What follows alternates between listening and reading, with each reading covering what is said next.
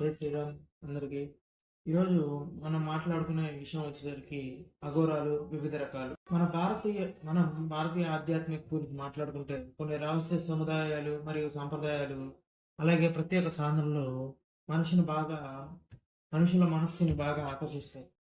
అంటే మన భారతీయ ఆధ్యాత్మికత గురించి మనం మాట్లాడుకుంటే కొన్ని కా కొన్ని కొన్ని రహస్య సముదాయాలు, అలాగే కొన్ని కొన్ని ప్రత్యేక సాధనలు మనిషి యొక్క మనసును బాగా ఆకర్షిస్తాయి. అటువంటి ఒక విశిష్ట సముదాయమే అఘోరాలు. ఈ వీడియోలో అఘోరాల గురించి కొన్ని విషయాలు, అలాగే వారి ఆచారాలు, విశ్వాసాలు, అలాగే అఘోరాలు వాళ్ళ సమాజంపై పడే ప్రభావం గురించి మనం ఈ వీడియోలో తెలుసుకుందాం. అలాగే ఈ వీడియోలో కొన్ని ఆసక్తికరమైన విషయాలు కూడా నేను చెప్పడం జరిగింది. ఈ వీడియో మీరు స్టార్టింగ్ నుంచి ఎండింగ్ వరకు చూస్తే చాలా విషయాలు మీరు నేర్చుకోవడానికి గానీ, లేదా కొత్త కొత్త విషయాలు మీరు తెలుసుకుంటారని నేను ఆశిస్తున్నాను. ఇంకా వీడియోలోకెళ్తే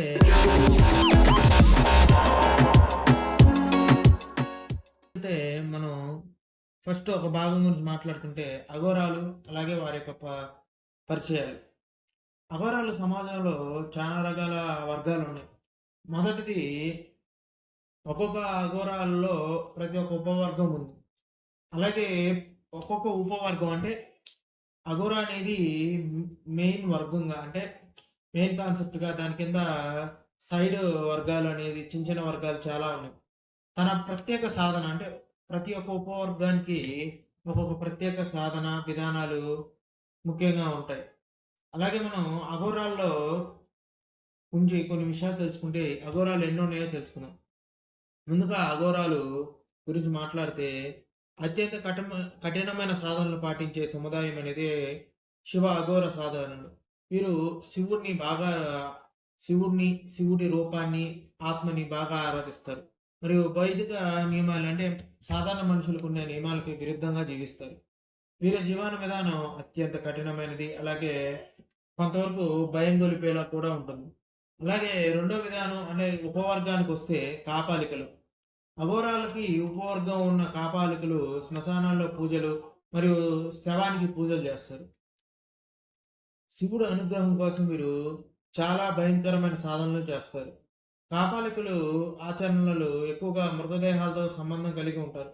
వీళ్ళు ఎక్కువగా శ్మశానాల్లో ఉంటూ ఎక్కువగా శివుడి కోసమే పూజలు చేస్తారు.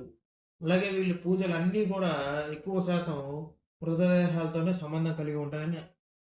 అలాగే వీరిలో ఇంకొక భాగం పాశుపతులు. వీళ్ళు శివుని యొక్క పాశుపతి అవతార రూపాన్ని ఆరాధిస్తారు. వీరి సాధన చాలా కఠినమైనది. అఘోరాల సాధన అంత తీవ్రతరంగా ఉండదు. అంటే అఘోరాలు చేసినంత సాధన కఠినంగా వీళ్ళ సాధన ఉండదు. కానీ పాశుపతులు శివుడికి నిష్ఠతో సేవ చేస్తూ సమాజంలో ఆధ్యాత్మికతను ప్రోత్సహిస్తారు. అలాగే ఇంకొక ఉపవర్గం వచ్చేసరికి వామాచారులు. వీరు తంత్ర మరియు మంత్రాలు సాధన చేస్తారు. అలాగే వాళ్ళు వామ మార్గాన్ని అనుసరించి శక్తిని పూర్తిగా స్వీకరిస్తారు. అలాగే వీళ్ళు శక్తిని పూర్తిగా స్వీకరించే పద్ధతే వీళ్ళ యొక్క ప్రత్యేకత కూడా. వామాచారుల సాధనలో కొన్ని రకాల వేరు వేరు ఆచారాలు ఉంటాయి. కానీ వీరి ప్రధాన లక్ష్యం అనేది ఆధ్యాత్మిక శక్తిని పొందడం మాత్రమే. ఇంకా అలాగే ఇందులో ఇంకొకటి యాయులు. దత్తాత్రేయును యాయులు, ఫాలోవర్స్ ఆఫ్ దత్తాత్రేయ. దత్తాత్రేయుని ఆచారాలను అనుసరించి వీరు ఆధ్యాత్మిక సాధన చేస్తారు. వీరి సాధనలో భిన్నమైన పద్ధతులు ఉంటాయి. కానీ దేవుని కోసం అన్వేషణ ప్రధాన లక్ష్యం వీరికి. దత్తాత్రేయ అనుయాయులు సాధారణంగా శాంతి మరియు సహనాన్ని ప్రదర్శిస్తారు. అలాగే అఘోరాల యొక్క సిద్ధాంతాలు మరియు విశ్వాసాల గురించి మనం మాట్లాడుకుందాం. ముందుగా వస్తే అఘోరాల్లో, అలాగే వారి యొక్క ఉపవర్గాలు ప్రాథమిక సిద్ధాంతాలు ఏంటిదో, అలాగే అఘోరాల సిద్ధాంతం అసత్యం, భయాలను మరియు సామాజిక నియమాలను వదిలివేసి సత్యాన్ని మాత్రమే పొందుతారు.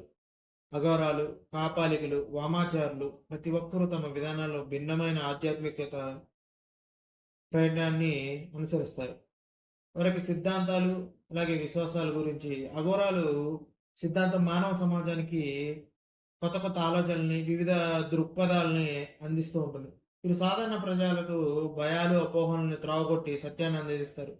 అంటే వాళ్ళు సాధారణ ప్రజలు ఆలోచించే అపోహల్ని త్రోవగొట్టి నిజాన్ని మాత్రమే ప్రజలకి అందిస్తారు. అఘోరాలు భావిస్తారు మనిషికి జీవితం యొక్క అసలైన అర్థం అనుభవంలోనే ఉంటుంది.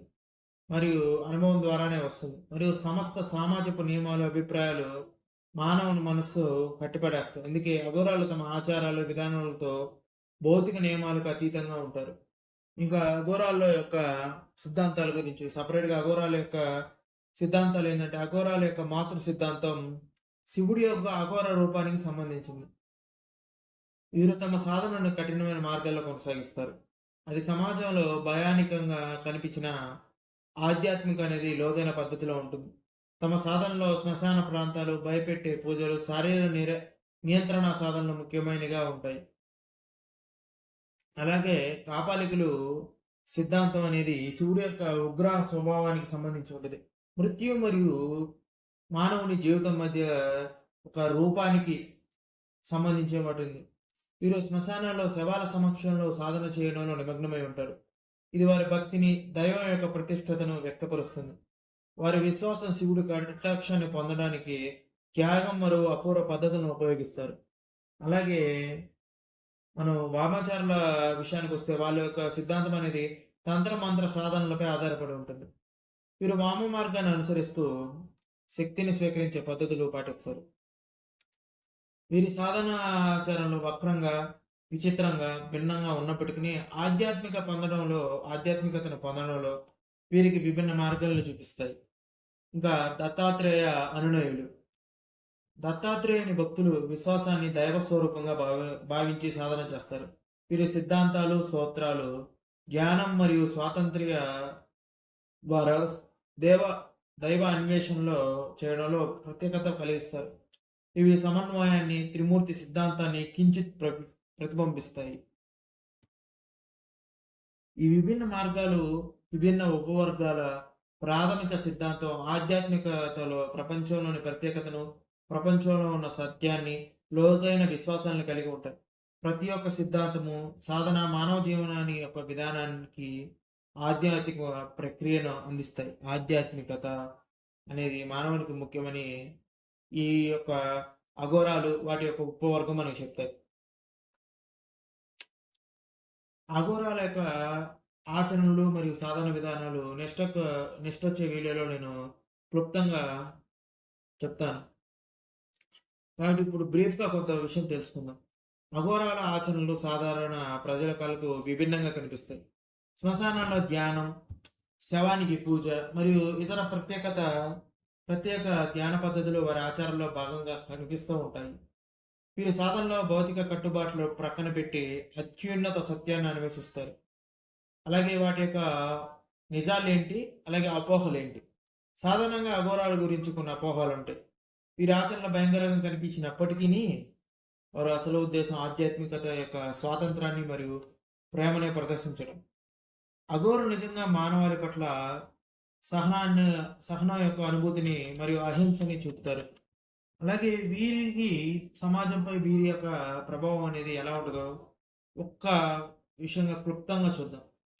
అఘోరాలు సమాజంపై గల ప్రభావం విశేషమైనది. వారు మనుషుల్లో ఆత్మవిశ్వాసాన్ని, ధైర్యాన్ని మరియు నిజమైన స్వాతంత్ర్యాన్ని పెంపొందించడానికి మార్గదర్శకులుగా నిలుస్తారు. కానీ కొంతమంది మనుషులకి భయాన్ని కూడా కలిగిస్తారనేది వాస్తవం. అలాగే ఈ యొక్క వీడియో ఎండింగ్ వచ్చేసరికి అఘోరాల గురించి మనం కొంత మాట్లాడుకుంటే, మనం అఘోరాలని వివిధ రకాలుగా తెలుసుకున్నాం.